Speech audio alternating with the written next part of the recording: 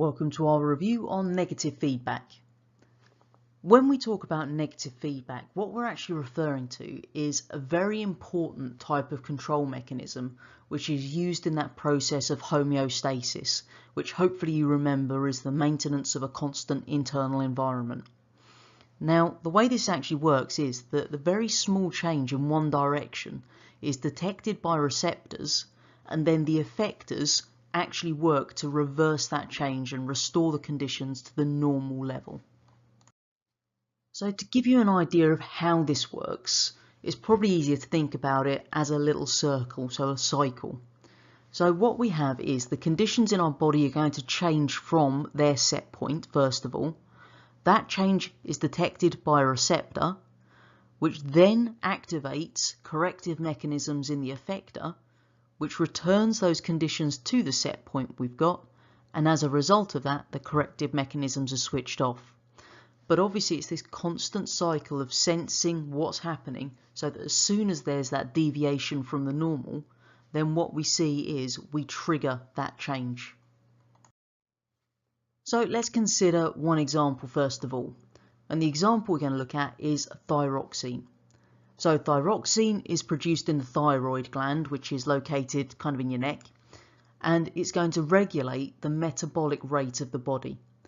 So the way it does this is it's actually going to take iodine, which you consume in your food, and convert it into thyroxine by joining it with the amino acid tyrosine.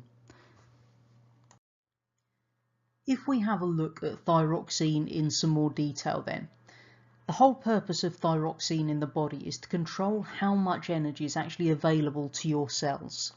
So what we end up with is this little loop of our negative feedback system. So if we start with the very top box there, you can see that the hypothalamus detects the low level of thyroxine in the blood.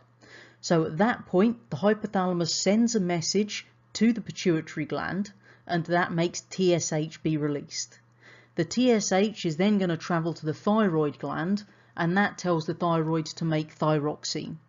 The thyroxine levels in the blood then increase, and the hypothalamus detects that we're back to our normal level. So at that time we need to stop making more thyroxine, so the hypothalamus then sends a signal to the pituitary gland and tells it to stop making TSH. So the TSH levels then drop, which means that the thyroid stops making thyroxine. And eventually that will lead to a lower level of thyroxine in the blood, so the hypothalamus picks it up, and back round we go again. The second example of a negative feedback system we need to know is adrenaline. Now adrenaline is made in the adrenal glands, and it's produced to prepare the body for a fight or flight response to stress.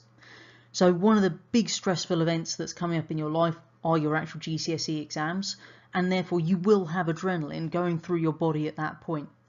Hopefully it's going to prepare you for more of a fight response, so you're going to sit there and do your best in the exams, and not the flight response where you run away in the opposite direction of your exam.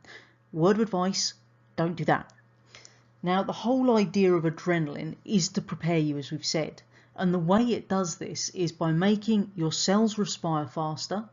It increases your breathing rate and your heart rate in order to provide those cells with everything they need to carry out a faster respiration.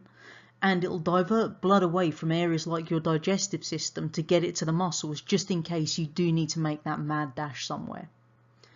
Hopefully at the end of this video you can now talk about what negative feedback is and give those two examples of how negative feedback is used in the body.